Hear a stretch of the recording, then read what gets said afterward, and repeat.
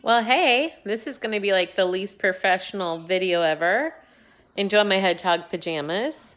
I wanted to pop on and post a quick video because I realized that it's super important that as you read The Hobbit, you keep in mind that Tolkien adored Beowulf and he thought it was one of the original, well, okay, it was the original Western story, but he thought it was even in like all of world literature, which there is older literature from the East, right, from the Asian continent.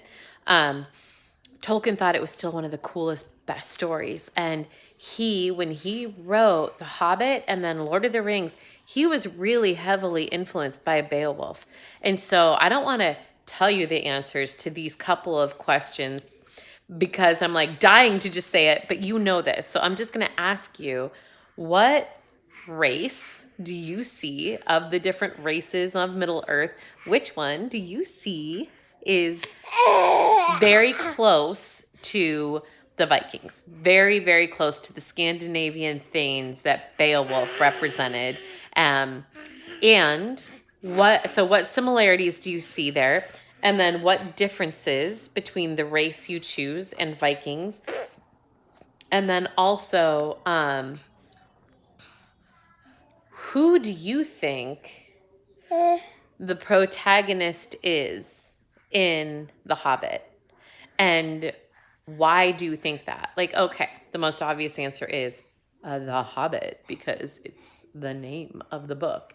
But the hero of the book isn't always the main character. You have like really famous works of literature like Moby Dick, who the main character is the narrator, but the hero or the main guy in it is a different character altogether. So anyway, I really want you to dive in to thinking about which race represents the Vikings and what things you see happening, what plot points, what really interesting times that occur in this story what ones do you see paralleling the story of Beowulf? Because there are some super strong parallels.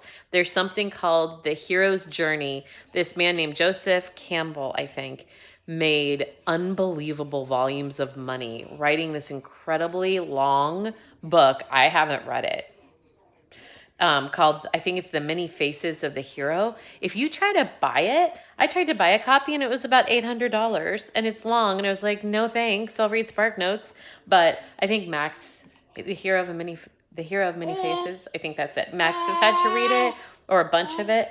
And it's fascinating, but it tells what he does is Joseph Campbell took all the hero literature from all cultures in the world that had any form of hero narrative. And we're talking about ones that don't have the written word. You know, he got their oral tradition stories. He got the most dominant, beloved hero stories from all these places in the world, every place in the world.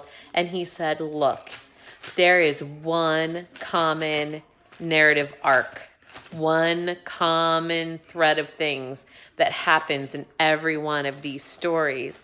And I pointed this out in the first couple weeks of class when I introduced Beowulf, but things like the finding of the sword, well, the beginning of the adventure, the finding of and the naming of the sword, remember how important that is.